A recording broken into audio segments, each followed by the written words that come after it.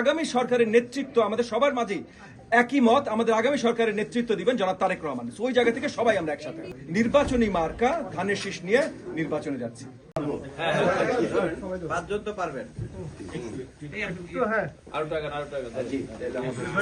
কি অবস্থা ভাই?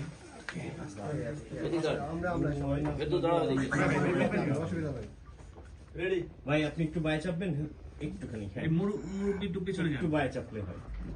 আপনি একটু থাকবেন, একটু থাকবেন। নামান ঠিক আছে। সুফিয়ান আস্তে আস্তে বের হও।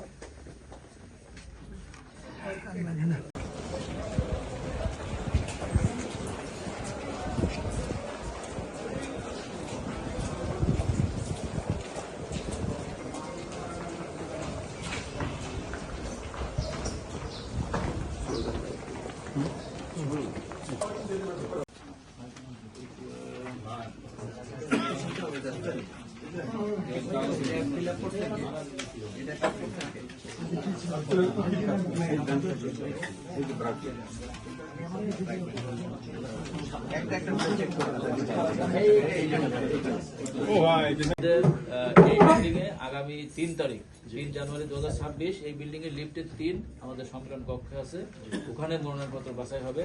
বাছাইয়ের সময় প্রার্থী, তার প্রস্তাবক, সমর্থক এবং প্রার্থী কর্তৃক যদি কোনো আইনজীবী থাকতে চান তারা থাকতে পারেন। আপনাদের সহযোগিতা কামনা করি। আমি একটা কার্ড চাচ্ছিলাম। অফিশিয়াল ফর্মস আমরা সাবমিট করলাম। আমাদেরকে আপনার শুনানির বাছাইয়ের ফাইনাল বাছাইয়ের তারিখ দেওয়া হয়েছে 3রা জানুয়ারি।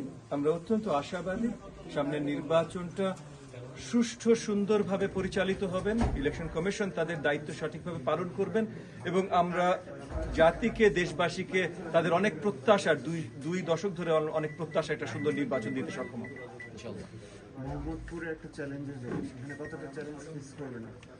দেখেন, এই মুহূর্তে দেশ যে জায়গায় আছে, জাতি যে জায়গায় আছে, আপনি মানে হাদির হত্যাকাণ্ড থেকে শুরু করে যা সব অরাজকতা চলছে, তাতে শুধু মোহাম্মদপুর না, দেশের প্রত্যেকটা জায়গায় চ্যালেঞ্জের জায়গা। তো আমরা তো সেই চ্যালেঞ্জ মোকাবেলা করবার জন্যই এর আগে রাজপথে ছিলাম, এখন আমরা আপনার নির্বাচনের পথে আছি। চ্যালেঞ্জ মোকাবেলা করাটাই আমাদের দায়িত্ব, সেটা আমরা আমাদের জায়গা থেকে পুরোপুরিভাবে করতে চেষ্টা করছি। এটা সহজ হয়ে যাবে না। প্রথমত, আমরা জোট থেকে ছিলাম, জোটে আছি। বিএনপির নেতা কর্মীরা একদম শুরু থেকে স্বতঃস্ফূর্তভাবে আমাদেরকে সহযোগিতা করছিল, আমাদের সাথে কাজ করছিল। আর এখন স্ট্র্যাটেজিক মানে কৌশলগত কারণে, কারণ নির্বাচনের অনেক বিষয় আশা আছে, সেগুলো নিয়ে এখন লম্বা আলোচনা আপনাদের সাথে প্রয়োজন আছে বলে আমি মনে করি না। তবে সেই কৌশলগত কারণে আমরা এক মার্কায় নির্বাচন করবো। আমরা মনে করি আমাদের বিরুদ্ধে একটা ষড়যন্ত্র প্রচেষ্টা হয়েছে, যেখানে আরপিওতে নিশিরাতের ভিতরে হঠাৎ করে বদল আনা হয়েছে, যার জন্য আমরা এক মার্কায় জোটে সবাই যেতে পারবো না। তো সেটা মোকাবেলা করবার জন্য এগেন স্ট্র্যাটেজিক মানে কৌশলগত কারণে আমরা নির্বাচনী মার্কা ধানের শীষ নিয়ে নির্বাচনে যাচ্ছি। প্রথম থেকেই আছে এবং আগামীতেও থাকবেন ইনশাআল্লাহ। আমরা সবাই একসাথে আছি এবং আপনাদের একটা জিনিস মাথায় রাখতে হবে, আমরা কাজ করছি আগামী সরকার নির্ধারণ যেন ঠিকভাবে হয় সেটার জন্য, এবং এই আগামী সরকারের নেতৃত্ব আমাদের সবার মাঝেই একই মত, আমাদের আগামী সরকারের নেতৃত্ব দিবেন জনাব তারেক রহমান। ওই জায়গা থেকে সবাই আমরা একসাথে।